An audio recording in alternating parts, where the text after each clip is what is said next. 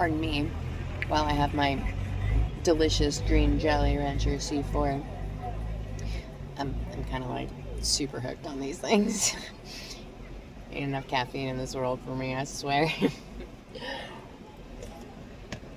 All right, phase 3. The work phase. This one is absolutely my favorite phase because I love compassion. I feel like compassion is the way we truly connect with other people.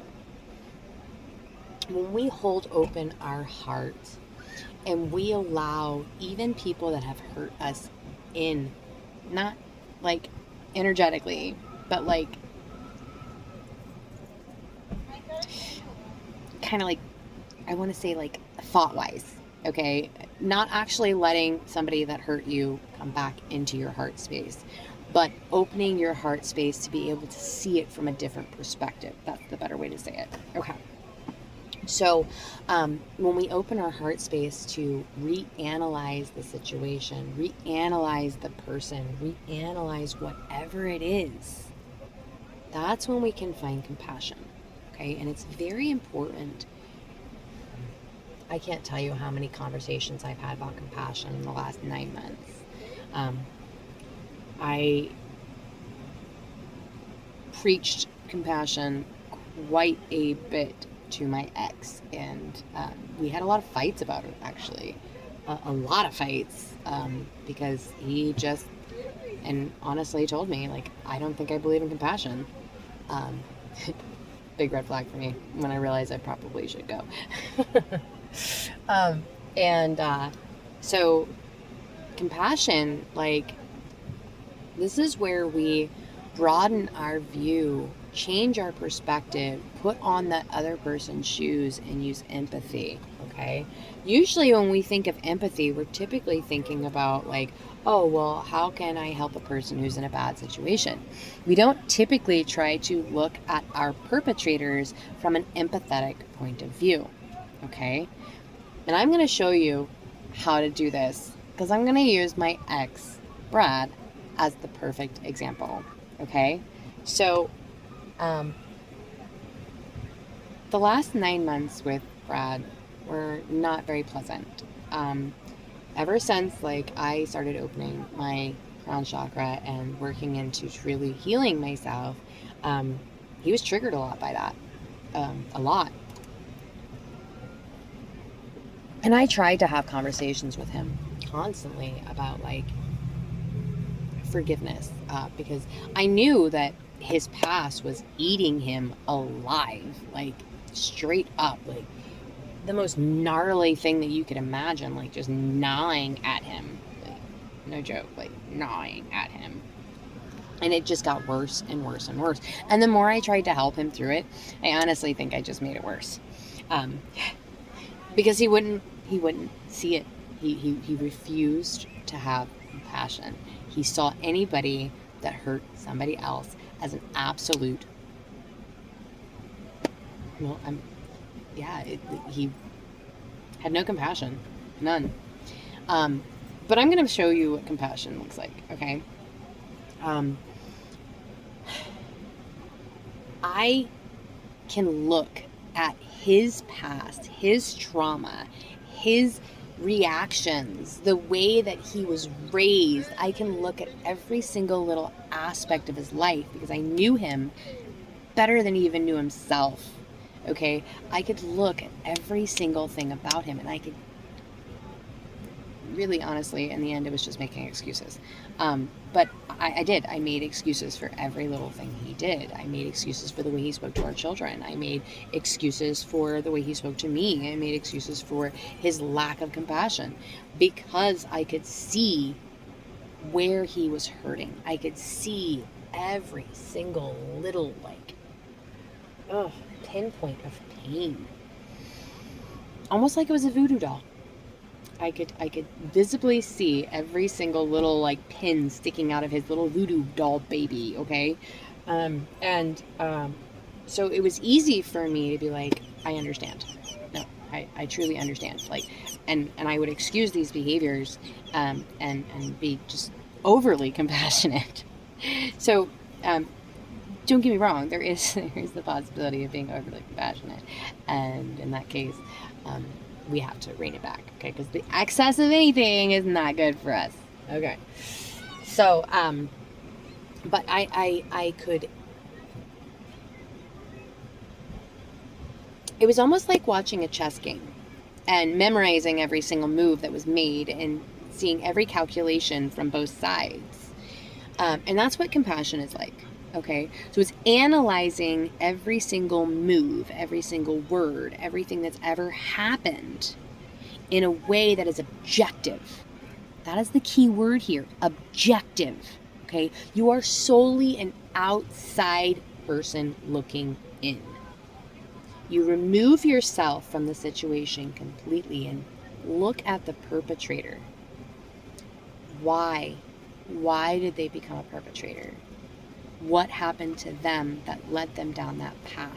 And again, if we're looking at this, the pyramid, and we're compassionate about the fact that some people, like myself, take each one of these pains and use it as a step up. But some people don't.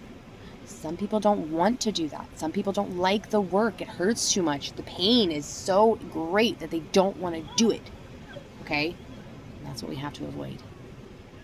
We have to avoid avoiding the pain because we cannot transmute it without feeling it. Right? So the people that choose to go up and evolve, they made that choice to sit in that pain. And the people that didn't made the choice to become a perpetrator. Okay? We can also look at this from the perspective of everybody is here for a reason, right? Whether it be student or teacher or master. Okay? That's another way to be able to look at this from a much more compassionate point of view. Okay? You had to go through that in order to find your superpower. Okay? So that person incarnated on this earth with a point to make, a point in your life. They have to play that role. They have to play that role. If you want to look at it from that perspective, the divine plan, you made that plan. They made that plan. They were a part of that plan, okay? And I tried to do that with Brad and his dad. His dad, I loved his dad. I loved his dad very, very, very, very dearly. He was a very funny man. He was a crotchety, cranky, old man. But I loved him. And I knew and I could understand, like, why he was the way he was, okay? He was a Navy vet. His dad wasn't the best. He got abandoned by his wife. He lost his son. I mean, he went through a lot of pain. And when he was abandoned by his wife with 2 boys, you know, he was raising those boys on his own. And then their mother just dropped out of their life completely, and now he was completely alone, trying to deal with the pain of his children, with the pain of himself, the pain of his new girlfriend being not a very nice person. Okay, so he had all of these stressors on his plate, and he was getting lied to by this woman, and all the illusions and the inability to see through the illusions. I can see compassion just from that perspective. No one is perfect. No one is perfect. And sometimes we make mistakes. I've made mistakes as a parent. I've made so many mistakes as a parent. Because parenting's not easy, okay? And the generations before our generation, they were different. They didn't raise their children the same way we raise our children, okay? They were in a different era. It was perfectly acceptable to hit your kids. It was perfectly acceptable to scream at them and call them stupid because nobody actually thought about child development, okay? So it's not fair to say that was wrong, you were wrong, because they didn't know. How could he possibly know when nobody knew? Right? How could he possibly know when nobody knew? So it's not fair, 10-10, to hold this against him. And this was the argument I made on so many occasions. So this is how you find compassion, guys, okay? This is how you do it. Or you take that other way that I just talked about and look at it from the point of view as that person had a role to play in your life. You had to go through that to make you stronger, to make you love yourself, to show you what you didn't want in your life, or how you didn't want to raise your children, how you wanted to change and how you wanted to see the future change. Okay? So now we can totally take the pain way out of it. Because now there's no more pain. Now there is understanding, there is compassion, there is this understanding that it wasn't the perspective that you had. Okay? That's the biggest part of forgiveness. Perspective, empathy, and compassion. That's the work phase.